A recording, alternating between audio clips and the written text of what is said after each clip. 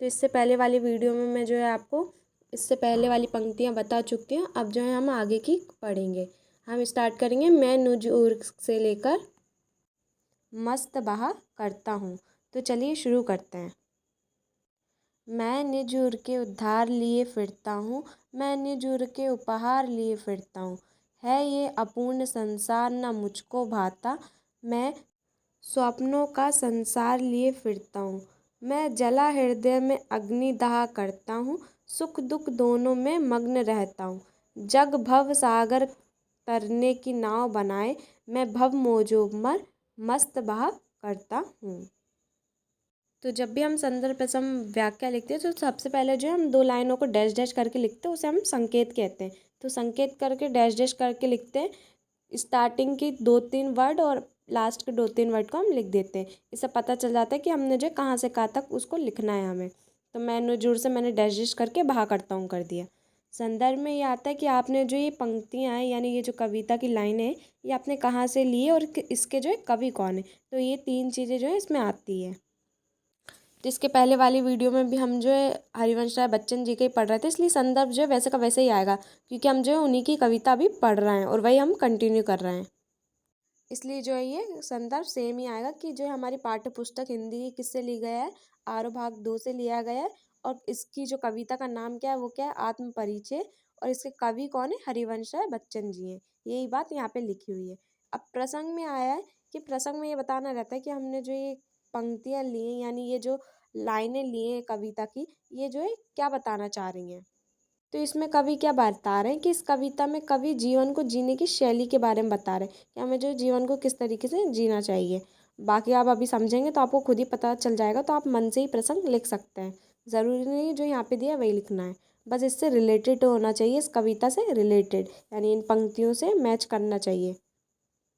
तो अब चलते हैं हमारी व्याख्या की तरफ। पहले हम 2 लाइनों को शुरू करते हैं।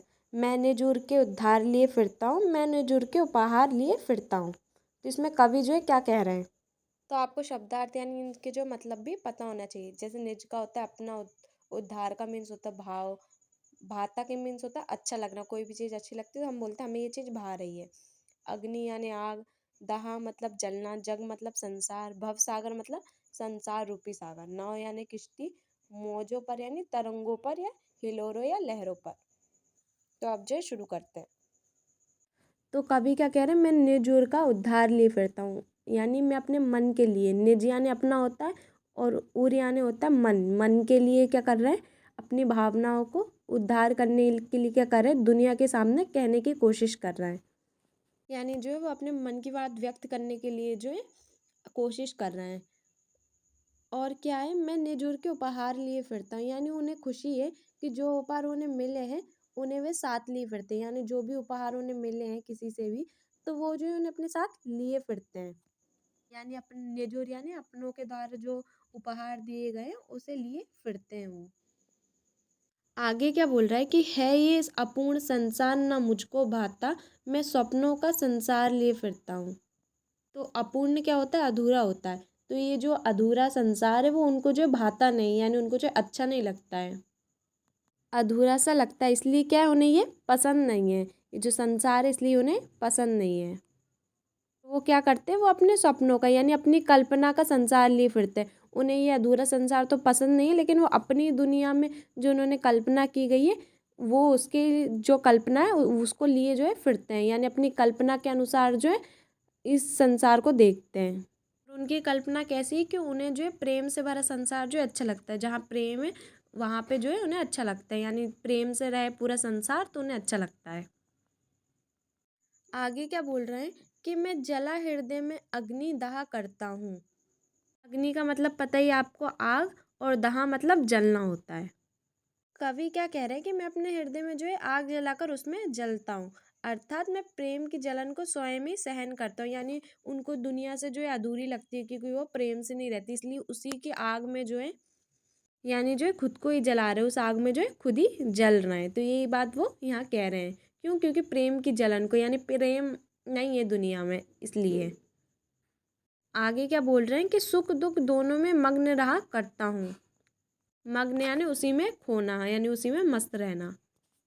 कवि क्या कह रहे हैं कि प्रेम की दीवानगी में मस्त होकर जीवन के सुख दुख आते हैं उनमें मस्त रहता हूँ।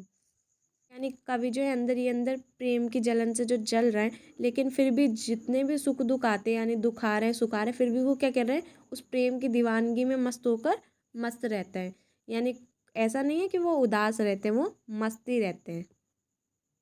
मतलब जो है वो मन से हृदय से भले जल रहे हो अंदर से, लेकिन वो जो है बाहर से मस्त रहते हैं, यानी खूब मस्ती में रहते हैं।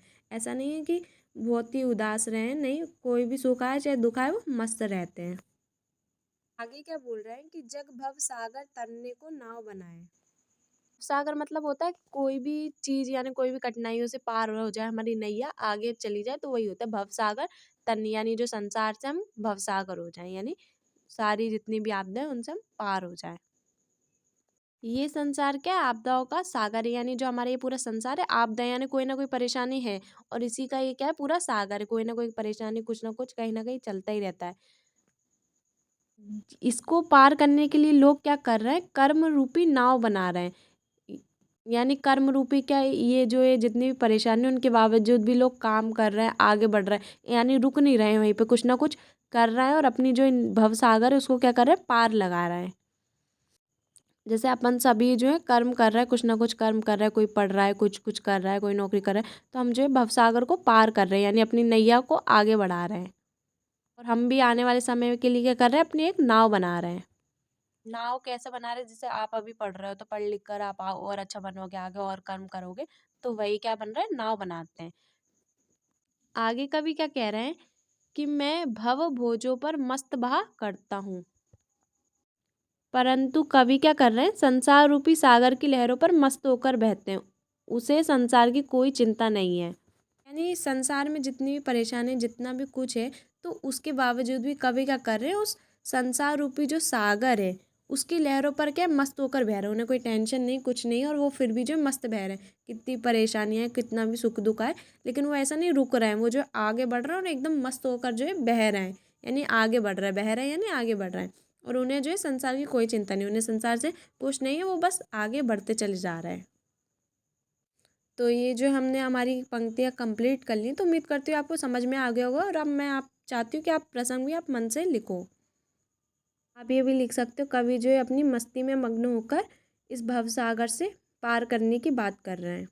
आप ये भी लिख सकते हो कि इन पंक्तियों में कवि ने जो है सुख दुख में एक समान रहने की बात कही है, क्योंकि उन्होंने क्या है, मैं अपनी सुख दुख में मस्त रहता हूँ, तो इस तरीके से आप भी लिख सकते हैं। तो उम्मीद करते हैं आपको ये समझ में आया होगा।